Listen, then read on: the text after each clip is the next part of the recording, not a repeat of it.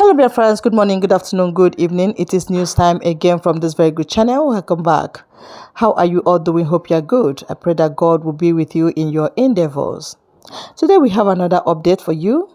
And I want you to, after listening to it, you drop your opinion and suggestions you have so that Biafra will be free. And that's just it. Okay, let's go there. Finland is that Alexander Stubb and his cabinet members has suspended anything that has to do with Ekpa's trial. And that has been reported. It was reported. We don't know how they get to that conclusion, but a lot of analysts, international analysts and lobbyists are tying it to, federal government lack of evidence. How can that be true? A lot of people are also saying pressure coming from other Western powers, Putin, Donald Trump, and all of that. The reason why Finland government suspended the trial. But of course, Biafrans, and they are ready to give Ekpa, one of the greatest team in support of Biafra. All right, thank you for having me. I think it is a global recognition that the Nigerian state or government is lacking of what we call integrity. When the Nigerian government tell you that this is what has happened, I believe you need to verify not twice, but I think 4 times. Let me tell you one of the lies of federal government. Remember when Lagbaja, the chief of army staff, died? The federal government actually lied that the chief of army staff was never dead. You know who broke that news? It was Simon Ekpa. It was Simon Ekpa that said that he can provide materials that this man is indeed gone. He died, I think, in an international hospital. And 3 days later, the Nigerian government has accepted that after Simon Ekpa has exposed their lies. Today, with the emergence of Donald Trump, who in the recent time has been engaging the Finnish president, who is Alexander Stubb. I mean, they just had a meeting, I think about 72 hours ago. And I'm not surprised that now Finland has put a stop to that, because for me it's just a show of lies by the Nigerian government. Because don't forget, the Nigerian government also told us that since last year that they have materials that they will forward. We are in March. Today marks April 1st. So in more than 4 months, Nigeria has not been able to convince the Finnish government that whether Simon Ekpa is a criminal or not. They don't have any say. They do not have any fact. All they do is blackmail. Is that not what they did to Ojukwu in 1966 to 1970? How they blackmailed him? How they took him to Abuja Call?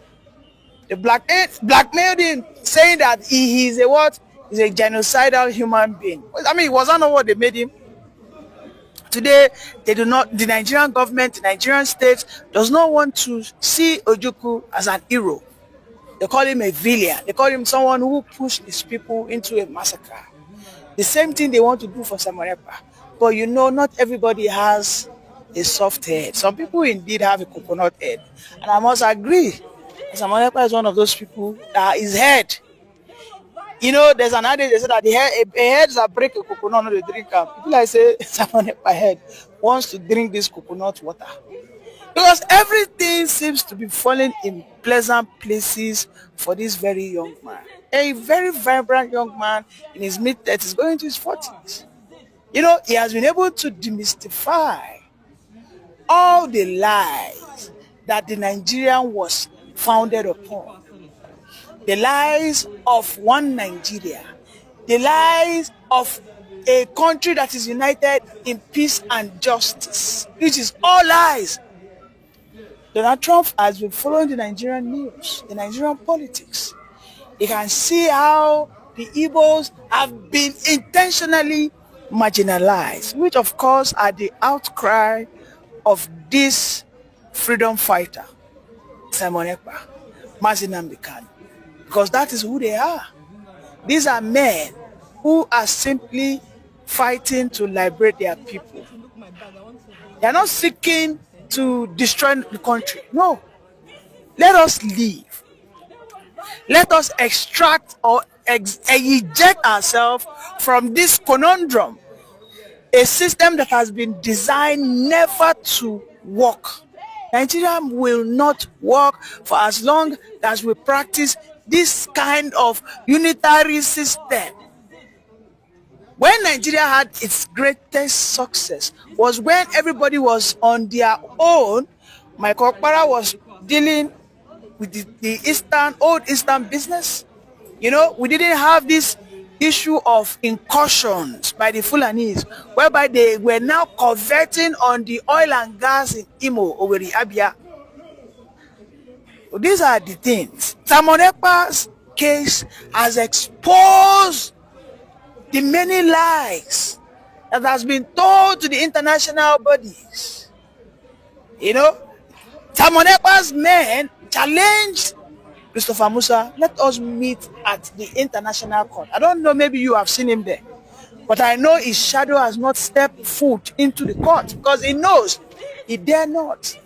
Ever since Simon Ekpa's issue has gotten this global recognition with the emergence of Donald Trump, have you forgotten that Christopher Musa was disgraced? Canada told him, where you what are you coming here to? You people that have no respect for human rights, no regard for human rights. You know, Christopher Musa wanted to attend an event where people are being celebrated for their show of heroism. They told Christopher Musa, you are not welcomed. I mean, we saw all of it. New Rubadi said, to hell with Canada, to hell with a people that can literally deal with Nigeria within a twinkle of an eye. Then you're telling them to hell. You see, the likes of Alexander Storm are people that have what we call sense of reasoning. I must commend them.